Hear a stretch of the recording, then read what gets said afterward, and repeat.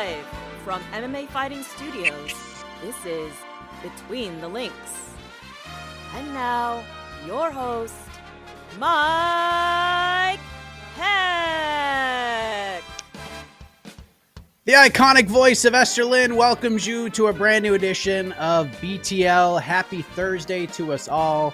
So much going on in this crazy combat sports world of ours. Of course, we got UFC 312 coming up on Saturday. We're on the heels of UFC Saudi Arabia. We had some boxing. We had some bare knuckle boxing. We had so much going on this past weekend. And the news cycle just continues to go on and on and on. And that's why we're going to turn the programming over to you guys this week. We're going to do things a little bit differently. And let us introduce the panel to answer your questions. First, he is the hot take kid. He is Mr. No Gray Area and the Barrett of Boop and the greatest climber in all of MMA from MMAfighting.com, Jed Meshew. Where is he? That's me. That's not Jed. Oh, there he is. There we hey, pal. go. Hey, nobody's here for me. Let's go to our guest because everyone's here for him. Yes, and snowed in Connecticut. Of course, the Northeast just getting absolutely hammered with snow. That is why I moved down here to South Carolina, where it is sunny and 80 degrees outside, but it is not there. But it was hot and spicy inside Mohegan Sun Arena in scenic Uncasville, Connecticut this past Saturday for BKFC, and this man made quick work of fellow UFC veteran Chase Gormley. Let us say hello to the GOAT himself, newest BKFC star, Haka Porter. Where is he? Yeah! What's up, guys? That's his Randy How's Costa. That's a different New England fighter. What's going on here? You look different, Randy. Randy, what happened How's to it your going, beautiful man? hair? Randy, you gained some weight. So talk about it, Parker. BKFC, you make the debut and you shined very bright. And what was the experience like for you? I know you've had many fights, UFC, and been doing this for quite some time, but how did BKFC and doing the bare knuckle thing compare to those other fights? I mean, it was so far the best experience yet, and not only is fighting bare knuckle compared to MMA a lot more fun for me in particular, but I got to do it in front of a hometown crowd at Mohegan Sun. That arena was packed. I came out, they announced my name, and the entire stadium erupted. So that was on a whole new level of awesome for me. So safe to say this will not be your only rodeo with BKFC. Where did you go? Oh, definitely. I like it here, and I want to stay for a while. I think I Nice. got some climbing, and I've got my sights set on a strap eventually. All right. I mean, Parker Porter versus Ben Rothwell. That sounds great to me. I'm sure that sounds pretty good to you at some point this year. Yeah. All right. Well, I'm excited to have you here, Parker, and I'm sure the folks have some other questions for you as well, but we can talk about everything here. So, Casey, let's bring up the questions. Let's discuss. We could talk Saudi Arabia. We could talk Jake Paul Canelo. Can't believe that's even a sentence that's being talked about right now. UFC 312. I mean, let's do this. Joseph, did Nassourdine Imavov jump over Hamzat in the title scene at middleweight after his win on Saturday? So, Parker, I know you were focused on your fight, but I'm sure you saw Nassourdine Imavov knocks out Israel Adesanya in the second round. Just a terrific win streak right now. I was actually watching that fight that morning before my fight, and that surprised me. It was a really impressive win. Really, just clean, man. He came out. I'm hoping that we get to see Izzy back. I've always been a fan of his style. He's very Anderson Silva, who I was always a fan of with his striking. He's so dynamic and well rounded. But he seems to be, struggling a little bit to get back on his horse and find his groove again. And I hope that this is just a temporary speed bump on his path back to a title contention.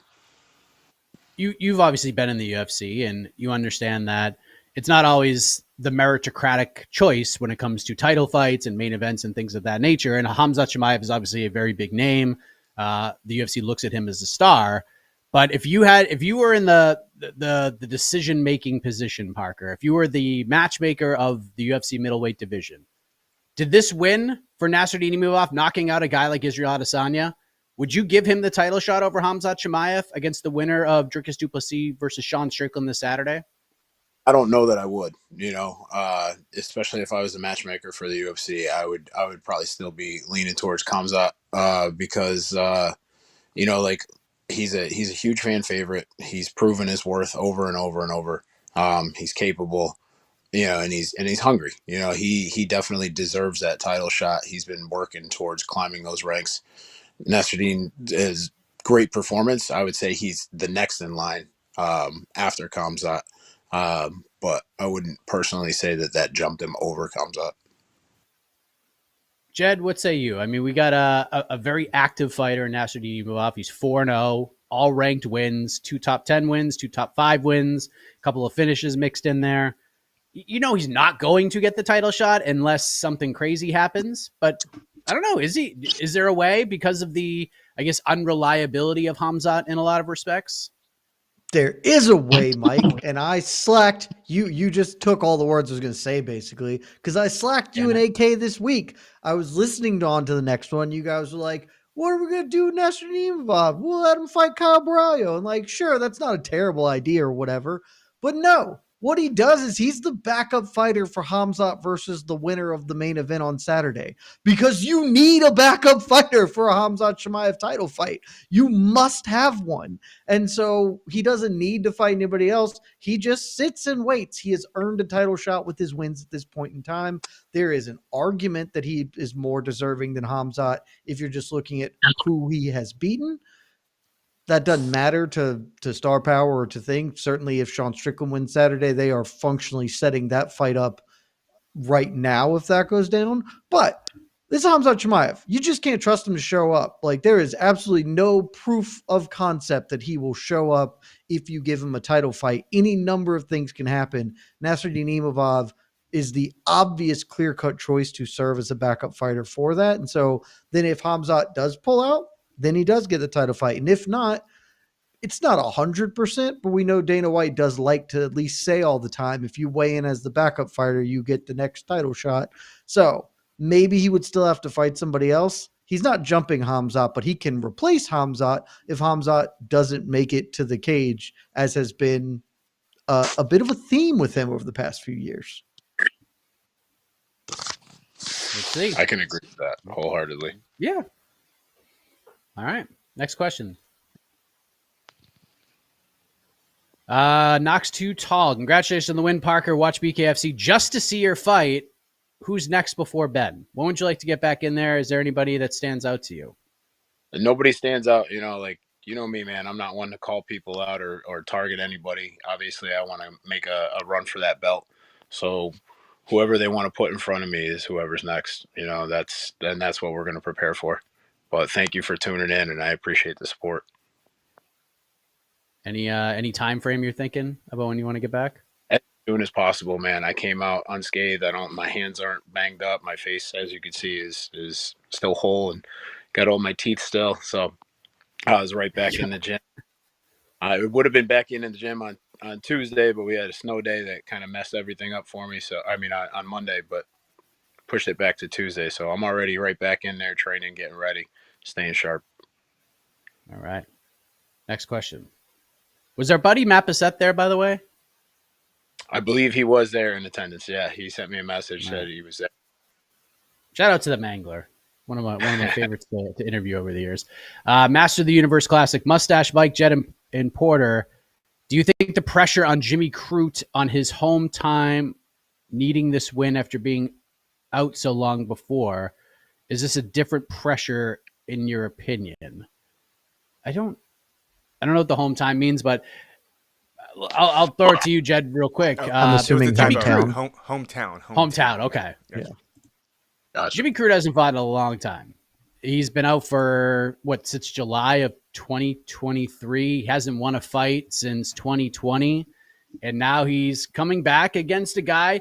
Let's be honest, during this run, this is definitely by far the lowest ranked opponent that Jimmy Crute has fought in a very, very long time. Do you think there is a different kind of pressure here when it comes to Jimmy? Like, if he loses to Rodolfo Bellato, Like, what Absolutely. happens then? You know, Yeah. I know all about that kind of pressure, and yeah, 100%. It's a totally different kind of pressure. You're not just fighting to get back in the win column now. You're fighting to stay on the roster. You're fighting to stay active. You're fighting to stay relevant. You know, it could literally be the last fight that he has with the UFC, and if he's not taking that mentality and that approach to his training and preparation, you know, he's definitely shooting himself in the foot. Jed? Yeah, this is a walking papers fight. If he loses this one, he's gone. Yeah, And I don't actually think there's anyone else competing this weekend that can be said of. Pretty sure everybody else fighting and you can't be confident because hell, we just saw Jairzinho Rosenstrike get either not re-signed or cut. I don't actually know which one of those two. And he is a top, he was ranked in the top 10 in the UFC's rankings. That can kind of always happen out of nowhere depending on contract situations, etc. But Jimmy Crute hasn't won a fight in half a decade. Like if he does not win this fight, I do not believe he will still be employed by the UFC. So right. he arguably has the most to lose of anyone on this entire card. That's a pretty good shout because it says he retired. He never actually officially retired. He just said, I'm taking a long break from fighting. Right. And now I guess he's ready to come back. So yeah, I would say this is at least, and not even just for walking papers. This got to be at least in Jimmy's eyes. Like, all right, I'm testing this to see if I still got it. And you have to think after, losses to guys like Jamal Hill and Anthony Smith. And this is not 2025 Anthony Smith. This is 2021 Anthony Smith. And Right. Alonzo Menafield when he was rolling. Like, those are different than losing to Rodolfo Bellato. No disrespect. It's just the level of competition is way different than what Jimmy's Right. been accustomed to fighting. So if this is not competitive, if he gets the doors blown off of him, that might just answer his question right there personally. So it's a big one for him. That's big, real big, lots of pressure. The only other fighter who might get walking papers is Rong Zhu, who is, I believe, 1-3 in the UFC, except for that's spaced out because he went away and then came back from off the road UFC thing. So like, I still don't even think Rong Zhu gets papers if he loses to Cody Steele. He's also losing to Cody Steele. Like, he is the only person fighting for his job on Saturday. Yeah. Shout out to Lopsided. Mr. Porter, what performance are you most proud of in your career? Oh, I mean, past Saturday is definitely up there. That was a sharp, quick finish. You know, first time I've ever actually really like completely like kind of flatlined somebody with just landing those punches. So I think this definitely ranks up there. It's probably a tie between this one and probably this one and my performance against Braxton Smith in the New Jersey fight card in the UFC. So those are the two kind of like tied together right now for my most favorite of my personal performances. All right. Two memorable ones, that's for sure. Yeah. Let's go to the next question. Rothwell and Porter would be huge. Dakota's just throwing you right into a title fight, Parker. You gotta love that. Feel it.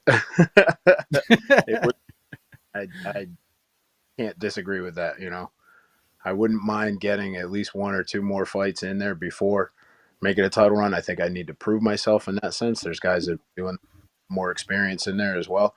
But just for my own personal self too, you know, I'm not disappointed with my performance on Saturday, but I didn't get a ton of time to experience more of a bare knuckle boxing match. So I would like to have a little bit more of that before an actual title match. But yeah, I would love to see that sooner than later.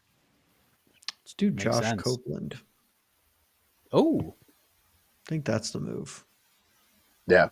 Parker versus Josh Copeland. That's a good one. He lost to Ben Rothwell, but a couple wins in BKFC. Fifth right now for the BKFC. Maybe we get Todd Duffy back in there. We do a little Parker Porter versus Todd Duffy action. Good one. Lazyvid Parker, what was the difference in feeling as you prepared to make the walk for BKFC as opposed to the UFC? The difference between the two is that I had already done the walk with the UFC. So having that, you know, kind of be on the level that is, the UFC's production value and their reach, they're so well known. There, you got UFC fighters that are household names now, and only a handful of guys that are in the BKFC that are household names. The sport is still very much in the infant stages of growth, but it's on a very huge upward path. I think the biggest difference was, the like I said, the production value, and it was just different, man. You're going out for an MMA fight. It was just different nerves. I felt so much more confident going out for my boxing, and I don't think that I had quite the same level of like, oh shit, I'm walking out for the BKFC because of the fact I got to make my debut at essentially my hometown at Mohegan Sun. All right. Thank you, Lazy Bed. What's next? Cross sport question. What is a trade that could happen in MMA that would be comparable to the Luka Doncic versus Anthony Davis trade? Wow. I think we've talked about this like internally on our Slack channel. Yeah. What MMA trade would this be comparable to? I don't know who wants to hop in. Dude, there's like, because we did talk about this internally, and I'm not like a big basketball dude anymore. And I was still like, when this happened, I was blown away.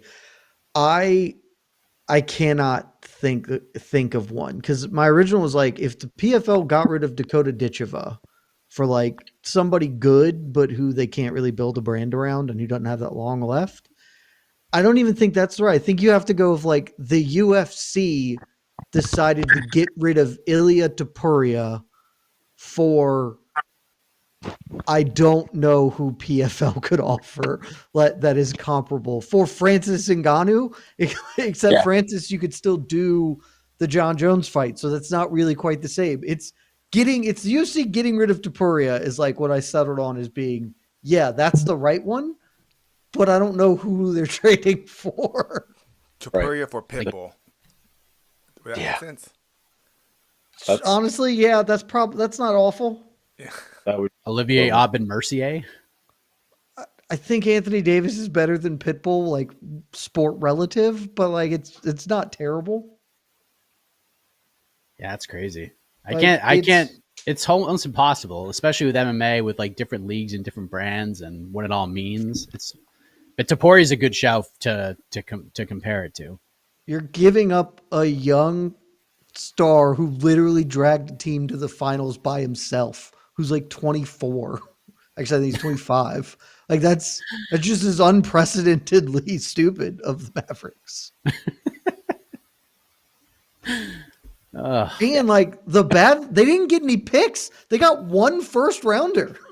like if you're gonna do it for like 5 picks. It's a hard to compare. Nothing remotely like this could ever happen in MMA. That's crazy. The Orlando Magic got like 6 first-round picks and Penny Hardaway for Chris Webber during that draft. Like it's crazy to see like what trades are worth now compared to what it was then. So, what Jimmy Butler go for just now? Oh, did he get dealt? I missed that. Butler got dealt to Golden State for Andrew Wiggins, Dennis Schroeder, Kyle Anderson, and a first rounder. Wow. This is freaking Jimmy Butler. Who's good, but Jimmy Butler's a goddamn Luka. Somebody dropped the ball over at the Mavericks. Yeah. Golly. This has been the most I've cared about basketball in forever, because it's deeply fun to just be like, yeah, he's fat. We got rid of him because he's fat and we don't like him. It's like, who gives a shit? What are you talking about? Yeah. I mean, there's got to be more to that, like he rubbed somebody on the staff the wrong way, or, something personal went down to like for that little of a trade-off, like it's insane. Makes sense, man. Yeah, that's we got to get rid of this guy. It's a we got to get rid of this guy trade, and at least get something back of some value. So still a head scratcher. I will say Luka is the player who made me quit watching the NBA because I was an NBA fan. I live in Atlanta, and I was like nominally into the Hawks. And when they drafted Luka and then traded him for Trae Young, when I was done. I was like, I'm out. This stupid ass franchise got rid of a guy who's good for a player who can't guard me. And somehow Trae Young did last longer in Atlanta than Luka lasted in Dallas. So shame on me, I guess. I mean, I can't lie. It was very fun watching the Celtics just knock his ass around and make him huff and puff for 6 games. It was great. I enjoyed that thoroughly last year. Yeah, he was the best player on the court, and the next 8 best players on the court were for Boston. All right, great question. We still have it's an incomplete answer, I guess, fully. William, Asu is now in versus Kopp. Who you got? Love you, Parker. So Manel Kopp supposed to fight Brandon Royval. Main event. Was this, which card is this? February or March? It's in like 3 weeks, I think. Okay. Hold on. I'll confirm. I believe it's the end of February, but I'll confirm. Okay. So Brandon Royval announced yesterday he's out, and technically March 1st. Technically March 1st. So Asu Almabayev steps in, and wouldn't you know it, I believe this is AK's pick to be the flyweight champion by the end of 2025. So his pick's looking pretty interesting right now, because if Asu Almabayev goes in there and thumps up Manel Kopp in a main event, he is on his way. He puts himself in a very interesting position. So thoughts on this matchup, Jed Meshew, and then we'll get Parker's take on this as well. Asu Almabayev versus Manel Kopp, who looked incredible in his last fight. This really sucks for Manel Kopp and for the Manel Kopp supporters out there, Casey, and frankly you, Mike. I think this is Royval is great. I think Kopp had a better shot against Royval than he does against Asu. I just really like Asu. I think he's a very, very good fighter. He's not the most compelling entity. But my longstanding belief, Mike, there's a dude who has a hard to pronounce name and he wears a fun hat. He's probably really fucking good at fist fighting. And that's Asu Almabayev. So I think Manel Kopp is credit to him for taking this replacement fight against a dude because beating Royval gets you a title fight. I don't think the same can be said of beating Asu should he pull it off, though maybe just because of where flyweight is in the title picture. Maybe they just say, good enough, get in there, kid. But I don't think that's going to work out for him. I think AK is looking prescient with his Asu Almabayev prediction. What do you think of this fight, Parker? Asu Almabayev stepping in. Kopp basically fighting a lower guy that doesn't do anything for his, ability to propel himself up the ranks.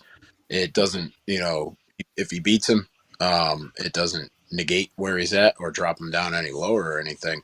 But I think it might be just essentially delaying the inevitable for him to get closer to a title shot.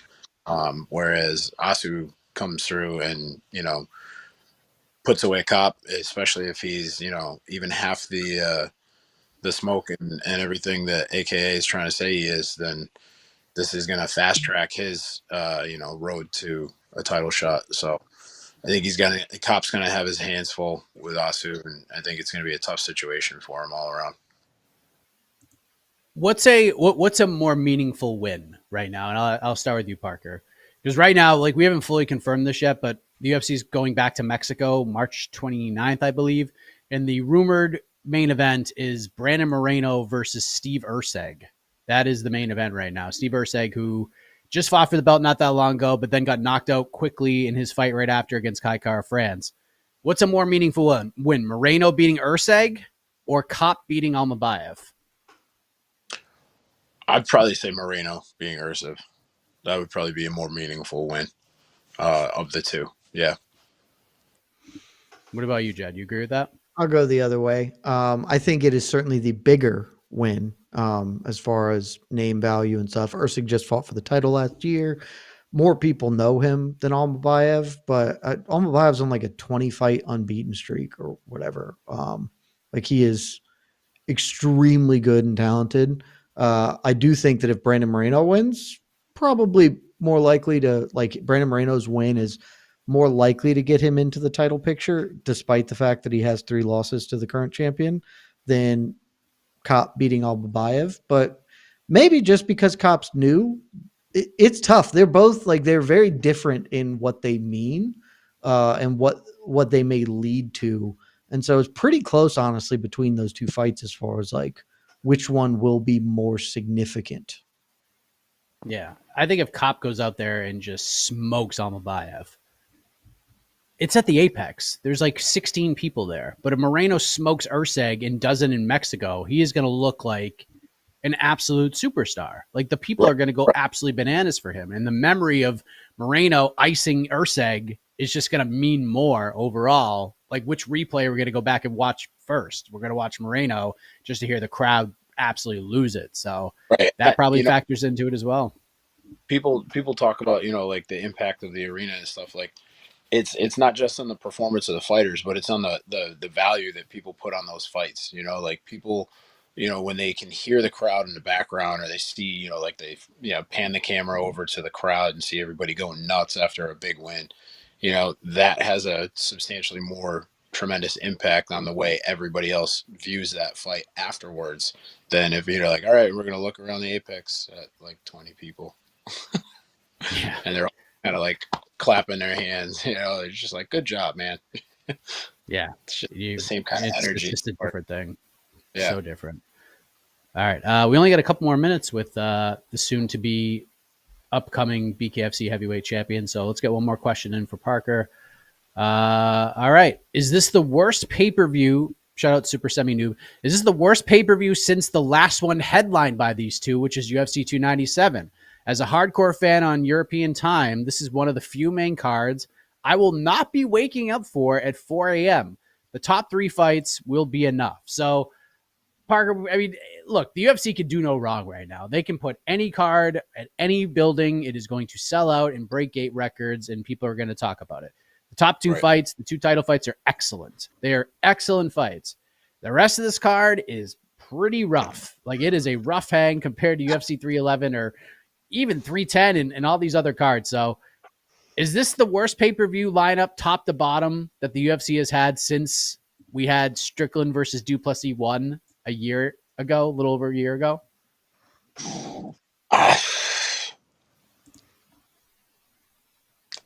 You know what? I'm going to go out and say that I don't even really know who's on the card.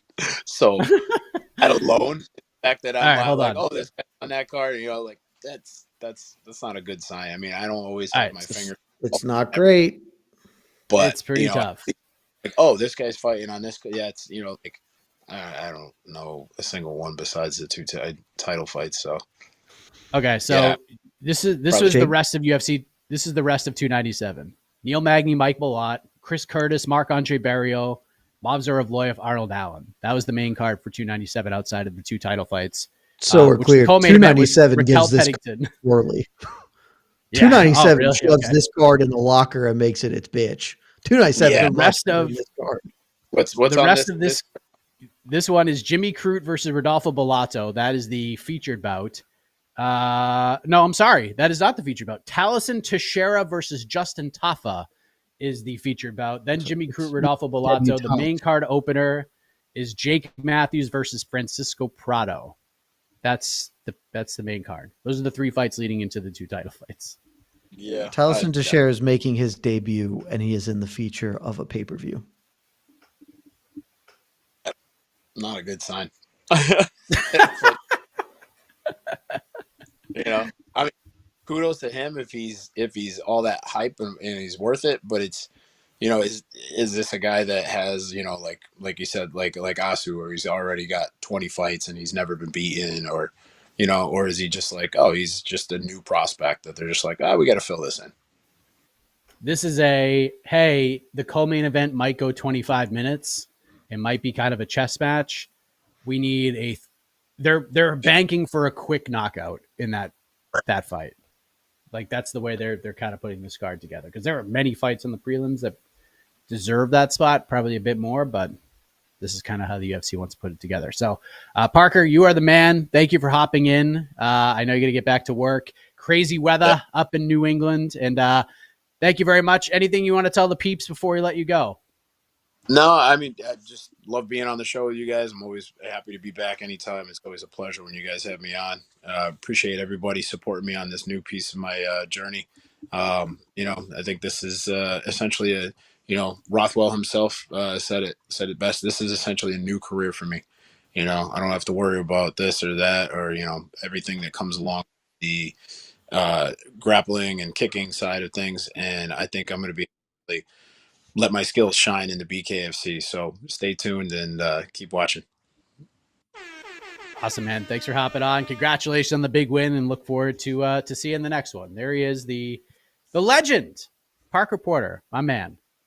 Great to have him on, and it's tough to replace Parker Porter. It just truly is. But only one man I think can do it, and is the baddest stash in all of MMA, the best producer in the game. If you watch the UFC 312 timeline, then this is without doubt. It is E. Casey Leiden. Where is he? Are there sleeves? Are there no sleeves? Yeah. Oh, no sleeves. Or some sleeves. Half sleeves. Got my little Snoopy. Snoopy. That shirt is terrific. Yeah. It's terrific. This is a bad fight card.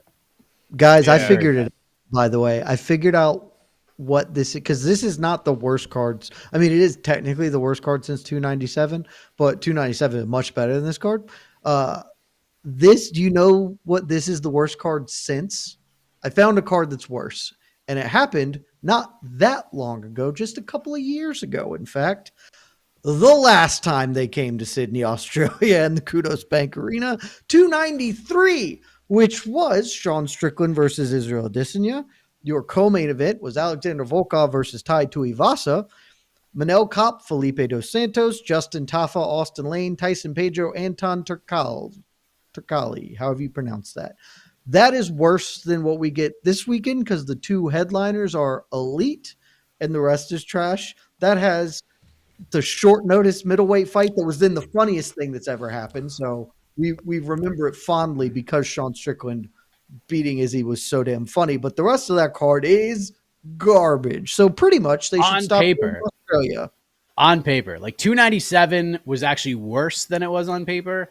This card actually overachieved because it was actually a really fun to watch main card. Some people got knocked out, and then it was the main event. Was Manel Kopp and Felipe Dos Santos is awesome. That was a great fight. Yeah, like we can't judge this on paper though, which is all we can judge these by because we haven't seen. Like, there's a world where 312 or whatever is super fun on Saturday, but on paper it's garbage. 293 was worse on paper. Yeah, it's just UFC. Also, you're just seeing a lot of the same names, frankly. Sean Strickland, a Tafa brother. Who else is in here that is the same? Because Kevin Doucette.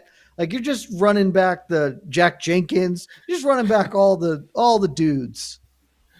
Yeah, basically, they booked the card on what fighters are willing to take. The biggest pay cut from the taxes. That's all. It's all taxes. Yeah. That's all. What are Aussie fighters? There aren't that many good Aussie fighters on roster right now. Yeah. So. Yeah. Yeah. Right. Unless the UFC wants to pay more, that's the cards we're gonna get. And I'm assuming this is it's one of those events where the tourism board pays a lot of money for the UFC to come to town. Almost certainly. I would assume so. Yeah. Yes. So. UFC is good. We have to make up for it. The fans. Oh, uncanny suit 97. What an incredible comment because it's dead correct. The bat headlining. It's Yes. almost like Strickland headlining a pay-per-view is just a bad sign. Yeah, pretty much. Did you see that what the UFC tweeted out? Yes. I don't want to give it credence. It's the dumbest thing I've ever seen. All right. The newspaper thing, yeah. Yeah, I was like, see, all press is good press, I guess. To the questions. It's not. Yeah, it's not true. Not. Yeah, it's not. It's just not. All right, what we got here? Oh, I know. This would be fun to talk about. Why are there even rumors of Chandler fighting Armin? It makes no sense. Chandler should fight Patty. Yeah, God. I got to tell you, this shit annoys me. The social media, let's just throw bullshit fights out there. And it's like it's so frustrating because there are very few things I hate more than wasting my time. And it gets to the point now where I hate even texting a manager or someone on somebody's team about a fight rumor because like I deep down know it's not true. Like the Chandler Sarukian fight, I'm not going to say it doesn't make sense, but for people to just throw this out there and then also say, and then other people are like, yeah, it's happening. It's ridiculous. Like we say the golden rule thing and it's become kind of like a bit for me, but it's dead true. There are certain sites and there are certain people that cover this sport. Like, that if they put something out there, it's true. Like it's the real deal. Like if a fight ends up on MMA Fighting, it's done. It's a thing. And if Marcel Dorf tweets it out, it's done. It's a thing. Like, this. But because of the sport and the growth and the evolution and all the new fans coming in, we are giving so much credence to these accounts that just fucking throw things out there that don't make any sense or they're not true. And it just annoys everybody. Like I've had hour-long conversations with managers over the last month about this, and they're just so frustrated by it. And Daniel Rubenstein, manager to the Stars, who I love Danny Rubenstein, tweeted out, like, you don't understand the significance when you do this, because let's just say the UFC is like, maybe we will do this fight between Arman Tsarukyan and Michael Chandler. And then somebody tweets out, this fight's happening. If it's not happening, the UFC, as they like to control the narrative, is just going to be like, well, someone from their team is telling these guys that this fight's happening. Now we're not going to fucking do it. It affects this sport, the news cycle, and it affects the fighters too when these accounts do this. So it is annoying. So I'm glad I can get that off my chest. Jed, I actually think Chandler fighting Arman makes a lot of sense. Not from a meritocratic perspective, but from how the UFC likes to handle business. First of all, if you're Arman Tsarukyan and what happened, you had a title fight in your grasp, couldn't make it to the fight, Dana's not going to give you a title fight. Michael Chandler has a name. It matters. People know who Michael Chandler is. Michael Chandler called out Arman Tsarukyan publicly on Twitter. And I said, if I'm Arman Tsarukyan, the very first thing I'm doing is I'm calling my manager and saying, do everything in your power to book this fight, because Arman Tsarukyan will destroy Michael Chandler. That fight is not competitive. It is not close. Arman Tsarukyan wins that fight 100 times out of 100 times, in my opinion. And it would mean something because Chandler is a pretty sizable name. Does that fight make sense? If you had to choose, would you do Chandler versus Patty or would you do Chandler versus Tsarukyan? Yeah, this fight's good business. I was talking with Kaposa about this online yesterday when the rumor was popping off, the unsubstantiated rumor. This is not a sport. It's like sort of a sport. There's no meritocracy here. There has never been. And once you set that aside, very obviously this fight is very good business for the reasons you outlined. For Arman, this is functionally a tune-up fight. Like he has to fight again because of what happened at 311. This is sort of the best answer he could get. An extremely winnable fight against a guy with a big name who is unlikely to cause him real problems. And so then he can just get right back to a title fight with the win. Low risk, high reward functionally. And for the UFC, they're fine with that. And on the other side, they're really like Michael Chandler. They have given him a big promotional push. He has been a company dude, carried water, will do kind of whatever they say. And he is certainly a dude who gets people talking and feeling some type of way, even if he's not like a mega star. He would be a decent foil for Islam Makhachev. So if somehow he does pull off this upset, it's not, okay, Arman's fighting somebody, and then if he loses, now it's Islam fighting Oliveira again. Like we're not doing another rematch. It's, if he loses, we get to throw Michael Chandler in for a title fight. That'll be fun. People, will like that. It won't be great from a merit standpoint. It won't be great for Islam Makhachev's, resume overall that he keeps fighting dudes, like that. But this is a win-win for the promotion. This is good business. It is why this could be real. If you're trying to do what is best for the sport, Michael Chandler should fight Paddy Pimblett. Frankly, he should probably fight further back than Paddy Pimblett, but that's not what we're doing. We're doing what's best for business. This would make a ton of sense if it ends up being true. Yep. I agree 100%. All right.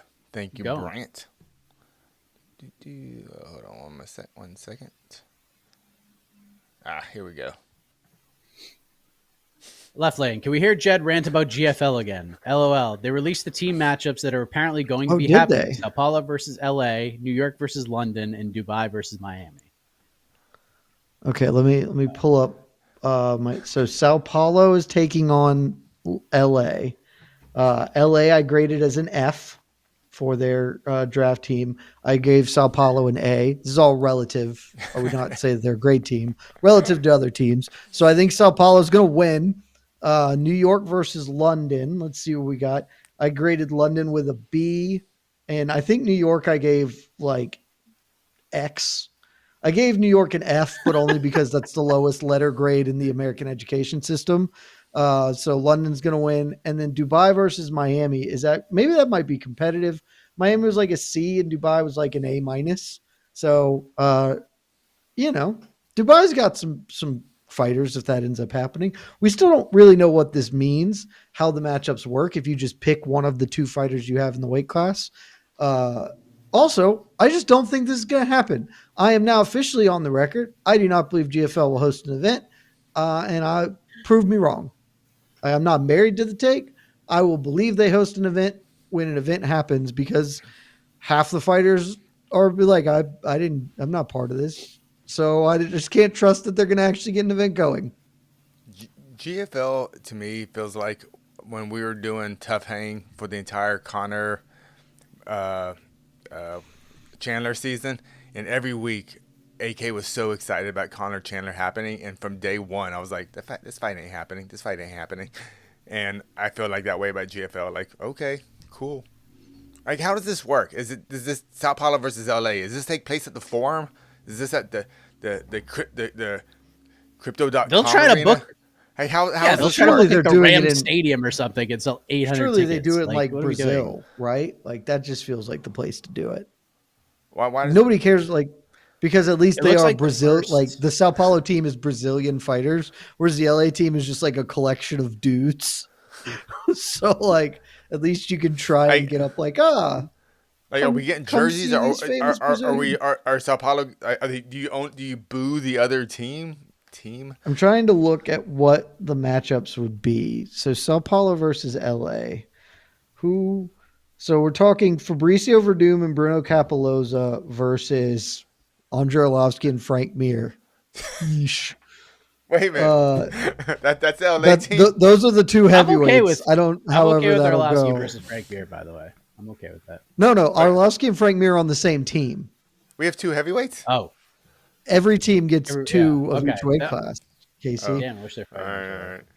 right. All right. So who is just the best LA fighter? I'm going to pull out the best. Lorenz Larkin is definitely the best LA fighter. I don't think it is remotely close, frankly. Which means he will be fighting He's from Riverside, so Carlos he's actually Petruzella or Alex Oliveira.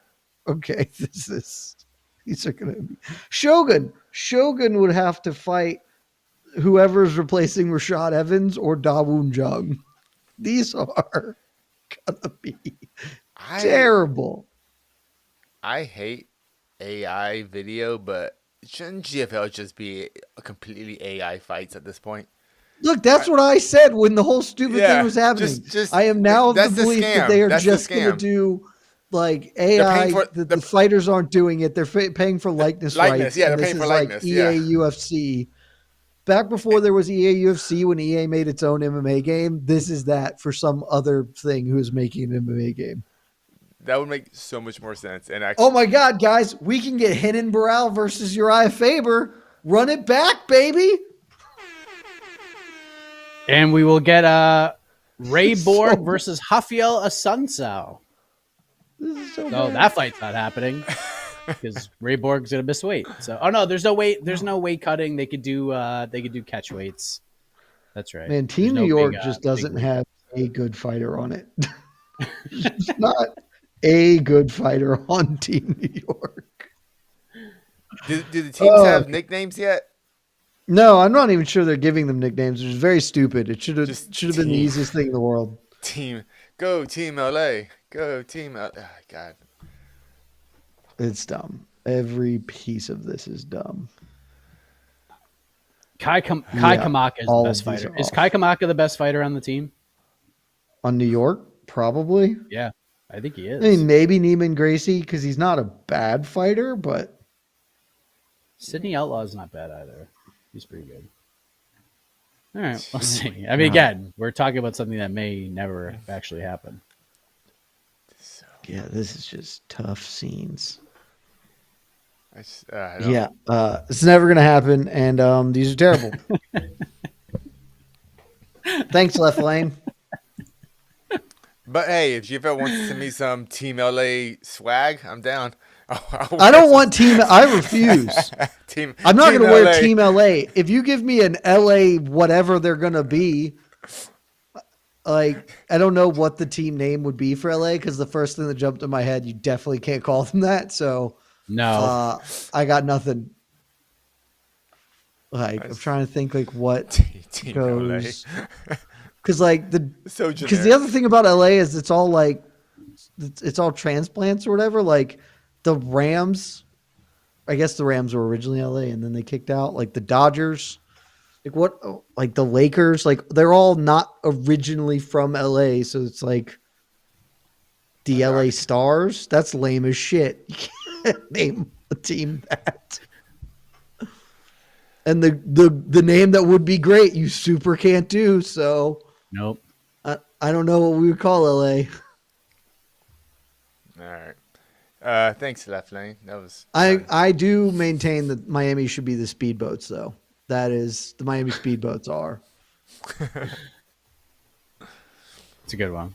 All right. Okay. Who we got? What else you got?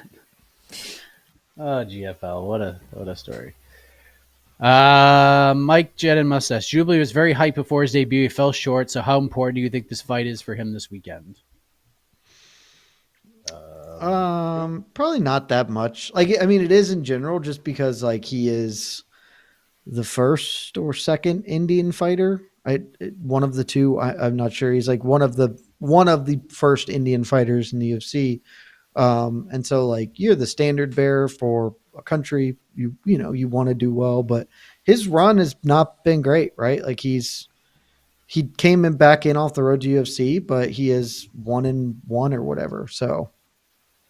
He hasn't fought in a hot minute. Yeah, been out for a while. Yeah, like I don't. He needs to remember win. this gentleman at all. He's remember the Mike Breeden bark? He was barking like a dog, and then came back and knocked him out in the third round. That was the last time Anshul Jubilee's fought. Was the Mike Breeden? Mike Breeden won by being crazy. Yep. Oh, okay. Yeah.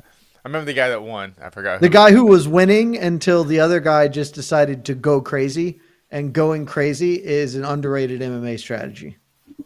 Yep. It worked for Mike Breeden. All right. But he's probably not going to win. Chase, any insight on John's announcement? I was waiting for this to come. Guarantee you it's not any the guesses? thing you're hoping for. Oh, there's no way it's dumbass at all. There's no fucking way. Some coin or some betting thing. I'm going to say he is going Movie. to become. He's going to announce some sort of partnership with Dirty Boxing. Like he's going to be like the celebrity matchmaker or something. I don't know. But yeah, it will not be a fight announcement. I'll be stunned. Maybe there's a movie that coming out about his life. It's not a fight announcement. Movie. Then yeah, just that. Here's the release date for the movie about my life. We're like, nope. It's not gonna be a fight. Honestly, the best you could hope for is it's a retirement. She's like, yeah, I've decided to hang it up because it's not going to be the fight. The fight would not be announced in this manner. Hell no.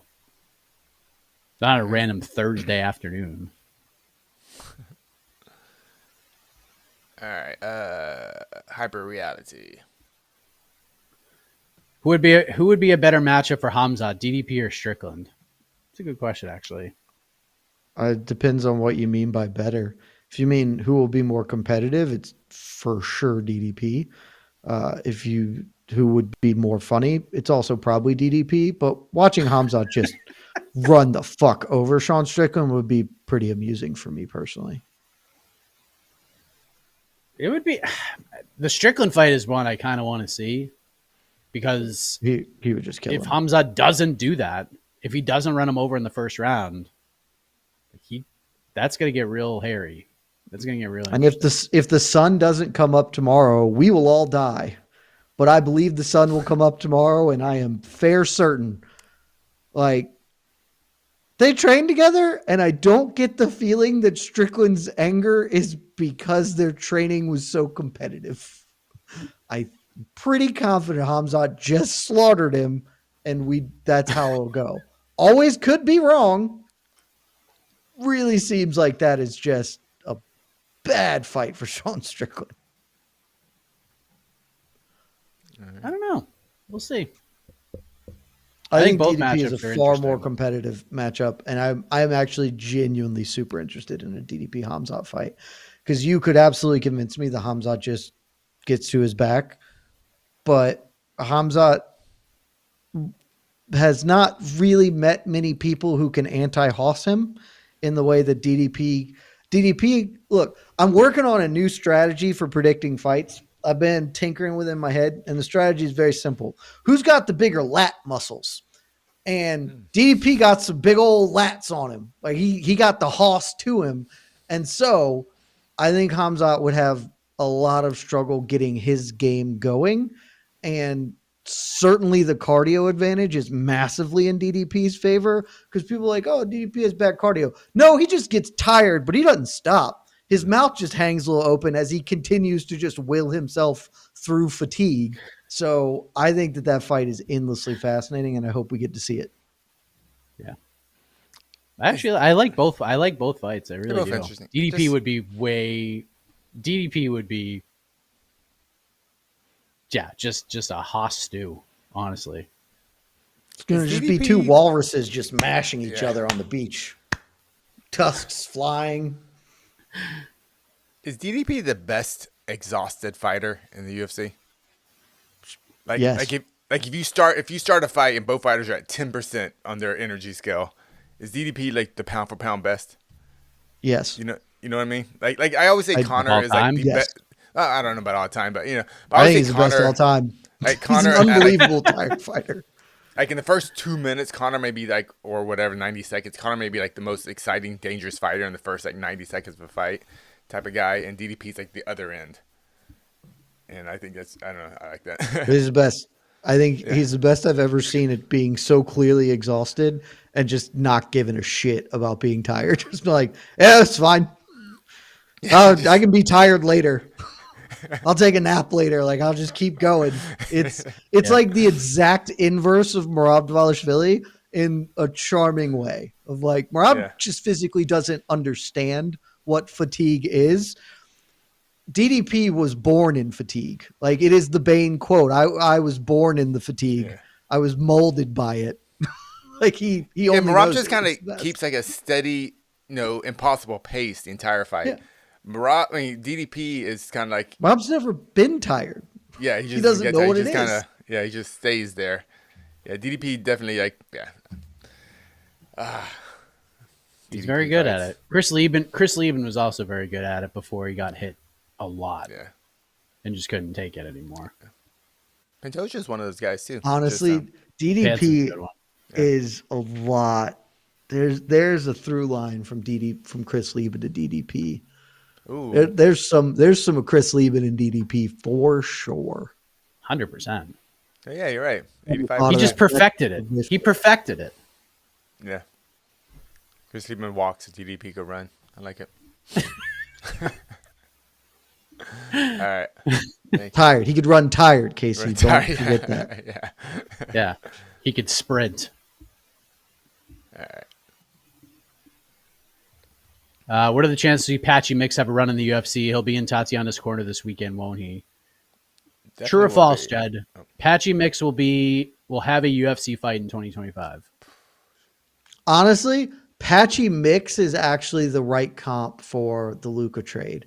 If the UFC gave Ilya up for Patchy Mix, who's like youngish enough, talented enough, could still like win a title, like could be a key piece to win a title or whatever, but not that much left to it. It's not really a monster gain compared to what you're losing. Patchy Mix is actually the right answer. And I also think Patchy Mix is very likely to compete in the UFC by next year. I won't say this year, but by next year. So Would he fight for PFL? Or would he just sit for another year? I I assume he's fighting for PFL, but Oh, he'll have okay. his contract has to run up at some point. So Jeez.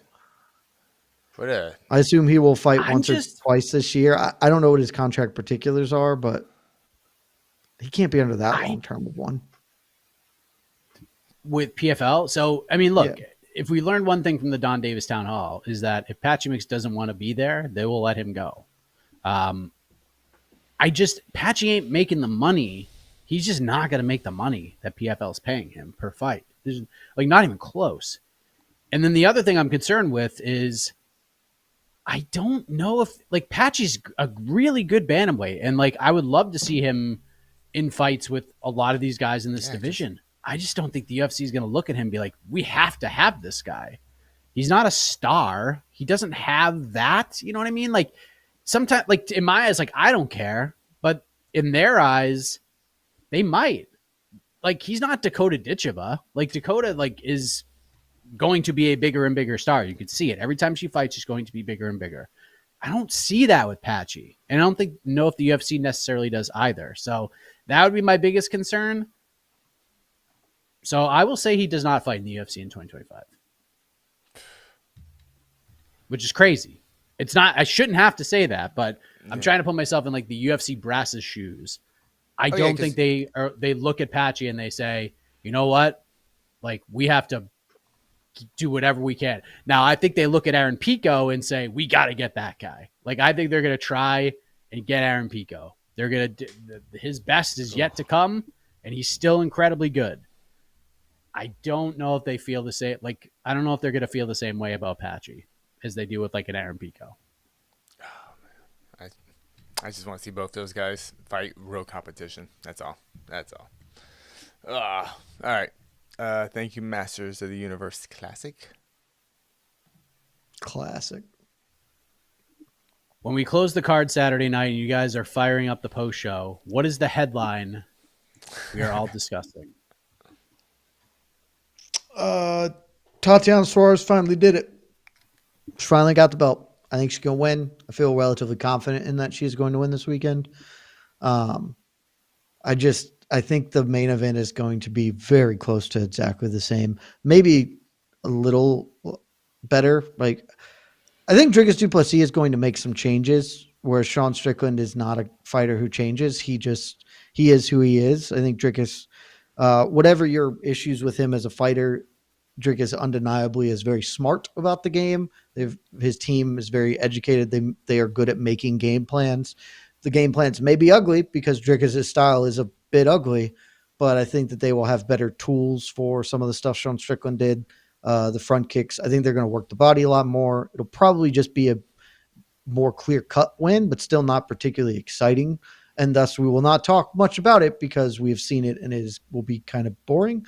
But Tatiana Suarez is going to finally ascend. The princess who was promised forever ago finally gets the belt, and so that will be the thing we're talking the most about.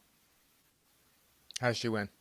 I know you're going to... let's save for the I think prediction. she's going to tap her, but... Tap her? Okay. Boy, it's going to be fun watching that fight with you, my friend. Because my money is very much the opposite way, and one of my biggest bets ever is on Zhang Weili. Wow. Like, I don't know, man. Like, the layoff concerns me. Yeah, the layoff concerns me. And Zhang has fought fighters as good as Tatiana. Tatiana has not fought anybody near as good as Zhang Weili is right now, in my opinion. So I think there's differences there. if Tatiana tapping her could happen, but if it don't and it don't happen early, I think she's in for a real long night. So I could be wrong, but I've thought Zhang was going to win this fight from minute one, but now I'm getting here at dog odds. I had a leap. I wouldn't bet like I a lot actually of think- money on it, but I've watched Rose Namajunas, classic D1 Rose Namajunas, just repeatedly take Zhang down. I got to imagine Tatiana can do it. Yeah. And is a much I more think- dangerous fighter if she gets it. I just think you prepare differently, but I agree. I mean, it's an awesome fight. I love the fights happening. It's a great fight. and It's just a great fight. It's just a great fight. I also don't think the main event's going to be all that competitive. Really? I don't. I think DDP wins. I think he wins it pretty handily this time around. Like, I don't think it's that close of a fight. Because here's the thing. The only way Sean Strickland makes this a close fight is if he listens to Eric Nixick and his team and wrestles DDP. Like, he has to threaten it in some way. He has to. But I don't think he's going to. I think he's going to stand there and try to have a stand-up fight with DDP again. And DDP didn't have his best stuff that night and still won that fight. I have to imagine the studying and everything he knows about Sean Strickland now, I don't think that fight goes very well for Sean Strickland. So, yeah, I could be wrong about all of this, but I kind of feel like DDP is going to win this one. Like, we're gonna end the fight will be over and it'll be like, wow, DDP just destroyed Sean Strickland, or be like, all right, DDP just won 49-46, and there's no ifs, ands, or buts about it. That would be the bet. Like, if he, that would be great. I think it's 48-47 is my official prediction will be. Because this is just how that's how these two dudes fight. DDP lets people look good against him until he wins, and Sean Strickland doesn't win fights definitively. So we'll see. I'm genuinely super interested in the main and co-main this weekend. Could not care about almost anything else on the rest of this card. I got to tell you, I spoke with Alexander Topuria yesterday. What an interesting man that guy is. I asked him, like, we talked for so long that the UFC actually like yelled at me because it went so long. And it's not because I asked him a million questions. I asked him like 5 questions. This dude is just as laid back as you can be heading into a fight of this magnitude. He doesn't give a shit about any of the storylines, about Volk and all that stuff. Like, he does not care. He just wants to go in there, and the confidence he has that he's going to run this man over is it's pretty wild, man. Like, it's pretty wild. I wish I had like another 20 minutes. How is this not a main card fight? Like, I just don't understand what they do. There's no, like, I get it. Like, okay, it's 2 debutantes. Dude, Talshin Teixeira is, nobody cares. He's fighting Justin Tafu. Nobody cares about. How is that your feature bout of the evening? At least this has like the Topuria Volkanovski angle because they'll both be in the corners. And one dude's named Topuria. Just throw him in there. Like, it seems very silly that this is just a random prelim fight. You could have done Colby Topuria Thickness as the main card opener. You could have done Tom Nolan Slava Claus as the second fight. And you could have done Jack Jenkins, Gabriel Santos as the featured bout. Like, all those fights are going to be better than a lot of these other fights. Maybe Jake Matthews fit Francisco Prado ends up. I actually think the fight's going to be really fun. I think that fight should be on the main card. Well, relatively. Okay, fair enough. In a vacuum, that should never be a main card pay-per-view fight ever. Relative to whatever else is going on here, I think that's one of the 5 best fights. I'll tell you what, there's a very real world where Topuria becomes a much talked about item on the post-fight show. If even like a quarter of what he is, of his confidence comes through, we're going to be talking about him a lot on the post show. Is he I'm kind of catching up on the rest of the card. Is Topuria, does this take away his brother aspect of it? Is this pretty much one of the weakest resumes to get to come into the UFC in a very long time? He is only here because his brother is named Topuria.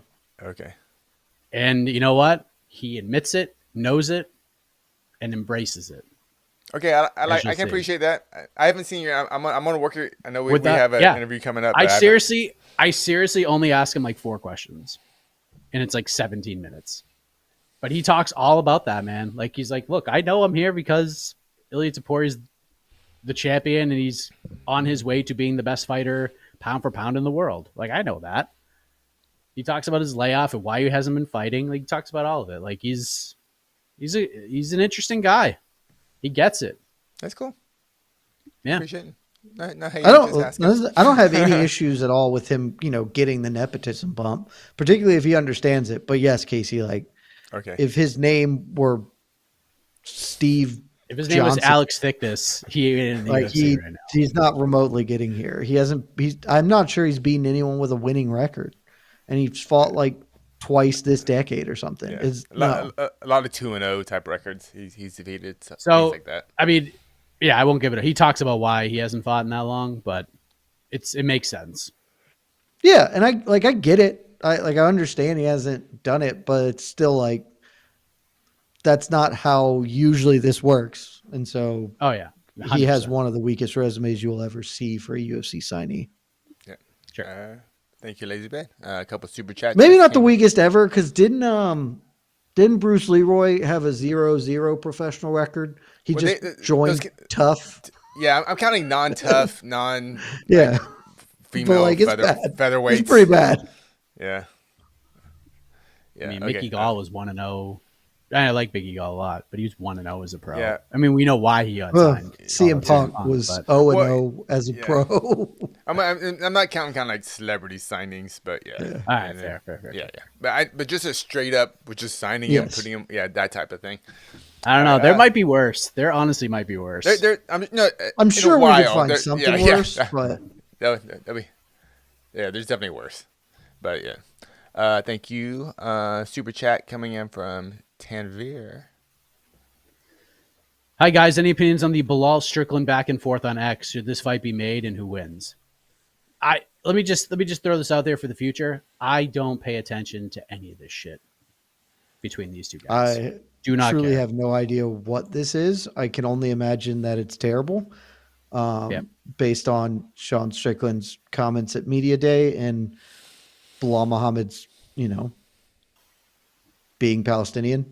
Like I can only imagine that that's probably the genesis of this. If I'm wrong, sue me. I hope, it'd be cooler if they're just, beat you in a fist fight instead of talking geopolitics. Because I got to tell you, I don't imagine that that's the smartest conversation I've ever heard in my life. The fight should never happen because Bilal Muhammad has welterweights to fight, and Sean Strickland, should he win the title, still would need to fight at least Hamzat and Nassourdine Imavov, so shouldn't happen at all soon. If it somehow did, I'd probably favor Sean Strickland. I wouldn't feel massively confident, but I'd probably favor him. At what weight? I'm assuming the weight is 185. I do not believe Sean Strickland's making 170 ever again. Okay. He is a big fella now. And because of the size advantage, because he is pretty difficult to take down, Bilal can certainly put a pace on him, but I think Strickland just keep a jab in his face and kind of win a awful to watch Sean Strickland decision. I'd favor that, but I wouldn't be married to that idea. It's an interesting fight to think about, but I don't want to see it at all because they have many more other things to worry about. There is no, I mean, there are probably people who are just like, we follow the social media hype and all that stuff. Like, sure, let's let them fight. But like, there is no hardcore hankering for this fight, like at all. Like no one is clamoring for this. Like Islam Makhachev versus Bilal Muhammad. Like I'd be way more interested in that fight than Bilal fighting Sean Strickland. Like without question. Like There's Islam at least has title defenses. Yeah. There's no beef, right? Between those guys. They're just they're buds. It'll be strictly competition in business if they for sure. Okay, I was just they train together. I'm not following. I'm not following all the drama, so maybe I missed something. Yeah.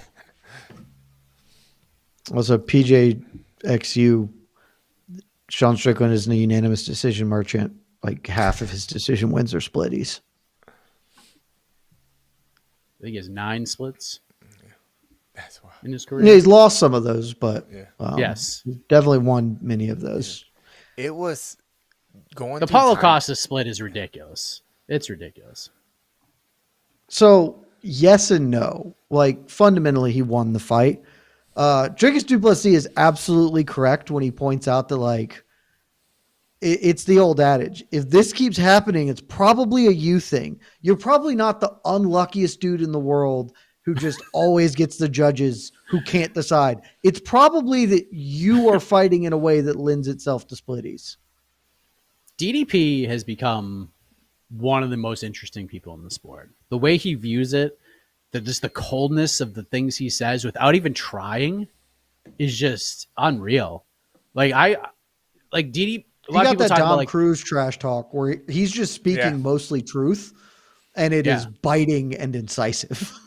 you're just like, wow, this guy is something. Like I'll admit it, I've gone down a DDP interview rabbit hole this week just to hear the interesting things he says, and it's like not the same stuff. Just his yeah, man, I'll kill a dude in front of his family, sure. But that's Dricus still not came around on him. He's the best. The man that sits in front of you, I wouldn't kill a person unless I had to. Like, it's just so funny. He's brilliant. My favorite part of doing timelines though is us watching I go through our preview shows and our post shows and kind of who we our expectations versus, you know, kind of what we think after the fight, and like our shifts or momentums, how we feel about DDP and Strickland throughout the years have been incredible. It's been incredible. Like, especially Jed, like just watching him fall in love week after week, closer with DDP. It's just the funniest fighter I've ever seen. Because at first you were like, okay, he'll be fun to watch, and then all of a sudden because that's all he was supposed to be out of KSW. Yeah. He was just fun. He was just fun. All of a sudden, then like you just woke up one day, you're like, I love this man. It's like, this is my guy. You just decided like that's him. I love like as fans when we kind of make that jump and like, okay, this is him. He's him. I honestly think it was the Darren Till where I'm all in because he was dead. Like he could not walk and then just willed himself. I was like, I'm all in. This big dumb idiot. I love him. The most ugliest takedowns I've ever seen in professional sports, and he did them. Look at this big goon. There's so much there's more evolution in this timeline than any other. Between like fighter, where they were like, looking at young, non-damaged face Sean Strickland. It's a different, like it's a different person. Up-and-comer. Yeah, he looks like he's a totally different guy. Yeah. Like his ears weren't even like cauliflowered back then to like where he's at now. And then like DDP wearing like Hawaiian shirts, and now he's wearing 3-piece suits to Jed's different hairstyles to like 18 different command centers backgrounds during like literally just like every command center that like has been a part of my journey with MMA fighting has been featured on this episode of Timeline. Like, it's unbelievable. Thank you to Tanvir. I love that everyone is coming around to Team DDP. It's the best. It's a great team to be on. It's so you silly. got me, Jed. You got me. Well done. So well silly. Done. Well done. But also, Mike, to your point, when he's like, Sean Strickland, every fight Sean Strickland says he's going to the death, and then he just jabs and teeps. Like, I will kill a motherfucker in there. I was just like, that is honestly true. Like, that is deeply true. He's like, go watch our first fight. He goes, I did 20, like I moved forward for 23 minutes in that fight. He goes, it's a stat. You could actually look it up. He goes, he moved forward for 2 minutes. He goes, he throws a jab and a teep. You tell me who's actually fighting and who's defending. It was like, okay. All right, DDP. It's best. Oh, he says it he so clearly like, has no a hesitation. really good mind for this. Like, he clearly is really smart about fighting. But cannot be technically good. And I love that dichotomy so much. Yeah. And just his ability on the microphone is so good. He's so good. He doesn't even try. And he pierces you with at least like one line every like 6 minutes of dialogue. It's unreal. I would love to watch him train because I bet he loses in the gym constantly. Like, I bet he just loses in his gym full of not UFC people. I bet he's losing all the time. because it ain't practice. You know, practice ain't the game. Oh my gosh. I love those type of fighters too. Yeah. Yeah. The exact opposite of the gym class hero. Yeah. Like you just like see him forever, Josh Thompson was the greatest lightweight of all time in the gym, but when he got into real fights, like 50-50. Yeah. I bet Strickland, or I bet DDP is exactly the opposite. Yeah. I've heard of a few fighters like that. The well-known UFC fighters, but then like in the gym, you're kind of like, that guy is like a top 15 fighter. Like, yeah, like all right. It's just it's different. It's a different game in there. Game speed ain't practice speed. It is. It's true. One more for Tanvir. Ooh, where did it go? Did it go up? Surprised at Dana's lack of response to Conor as opposed to Bryce. Doesn't usage of the N-word, spitting on fans, Islamophobic comments deserve a response from the company as well? I mean, it does deserve it. I think that there's a difference in that. I guess I didn't watch yesterday the presser, so I guess he didn't speak or get asked about it. Felt like Dana was going to make a statement anyway, but the Bryce stuff came out. It actually came out a few days prior, but it blew up the day Dana was in front of media who asked him about it. So maybe that's a reason. None of what was said by Conor is acceptable behavior. Again, a big part of my here's my issue with the Bryce Mitchell thing. It's just such a clear dividing line. Everybody can agree that Hitler is bad. The whole planet is unanimous in our belief. And so it is so easy to be like, we have our limits. Conor's nominally not even a fighter. So and to the best of my knowledge, don't quote me on this because I don't know everything Conor tweeted and since deleted. The N-word, obviously bad. It was tacit Islamophobia. It was not like outright Bryce Mitchell's quote of the greedy Jews, end quote. So a little bit of a difference there.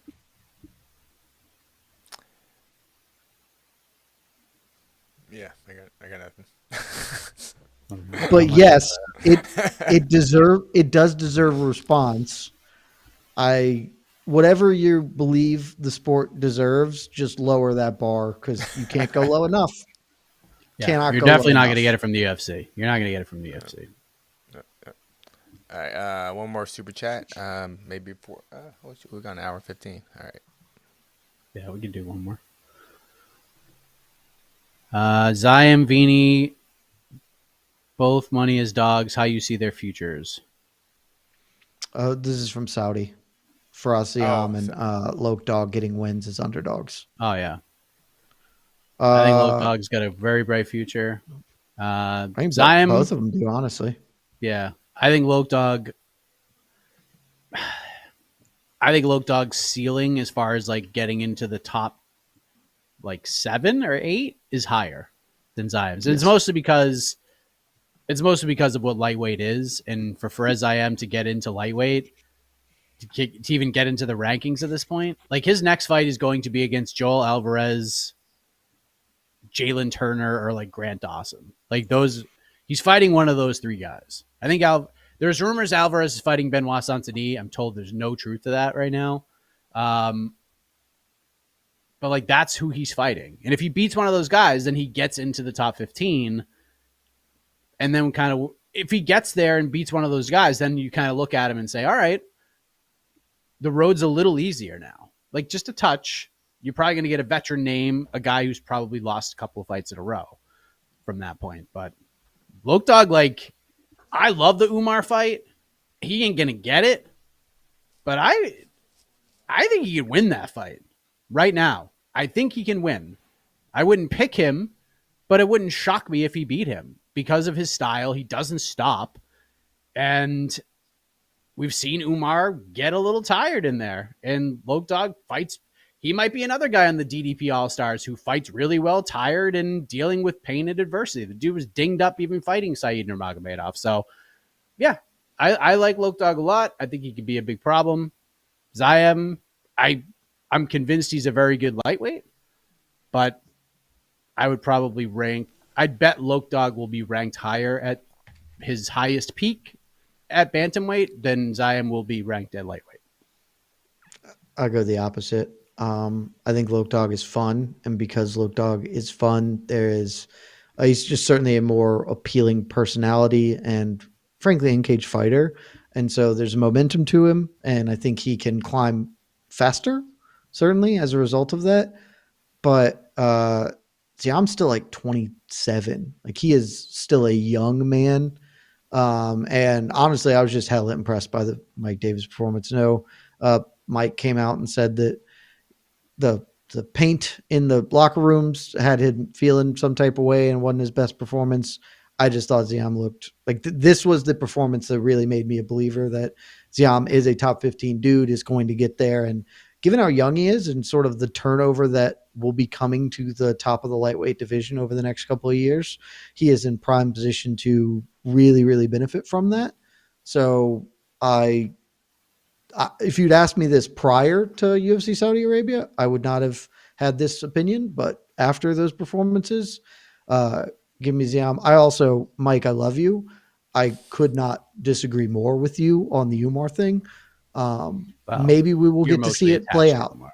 Yeah, I am also, but the idea that Umar gets tired because he was a little tired against freaking Marab is just not the same universe as fighting Lokdog. So maybe we'll see it. I honestly, I am with you on that. I think that's an incredible call out from him. Yeah, I think it's a great. I think it's a very interesting fight. No, he's not. But it's a fight that, like, you set the seeds and maybe he gets it. I don't think that will work out for him should it ever happen, and then we can circle back if the fight ever comes to fruition one day. Yeah, he's gonna fight Kyler Phillips next, and it's still a fine fight. It'll be fun. I love a gimmick call out. I just beat this Nurmagomedov. Let me beat another one. That's a great gimmick. Yeah. We good? Is that it? I think so. All right. Well, we got still lots to come. We got the official weigh-in show. I don't even know what time that starts at this point, but I think it's starting relatively soon, right? Oh, wait. No. I don't know. Hold on. We start at 11 o'clock your time. 11 o'clock Eastern. Oh, 11 o'clock 11 tonight. p.m.? Okay. 11 o'clock. I was going to say, PM. certainly they 11 can't be happening now. Yeah. PM. Sorry. Yes. Yeah. Preview show tomorrow. Haven't decided on the time. Probably be kind of early like we did last week. Because why the hell not? And then, yeah, the festivities continue on. We get ceremonial weigh-ins. We'll have the People's Pre-Fight Show on Saturday. Watch party.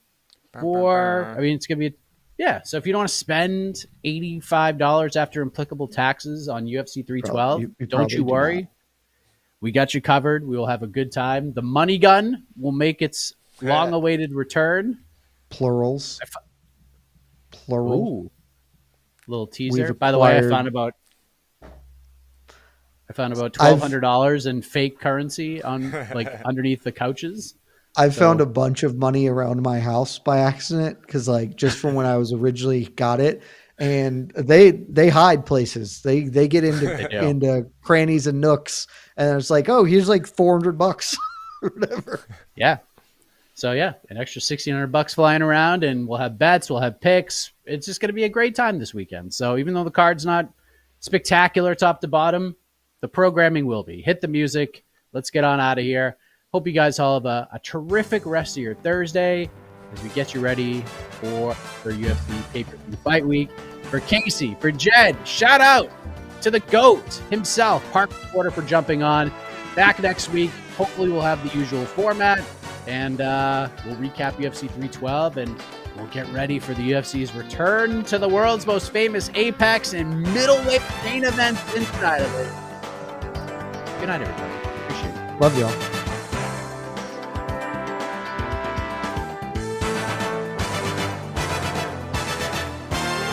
This has been Between the Links, an MMA fighting production on the Vox Media Network.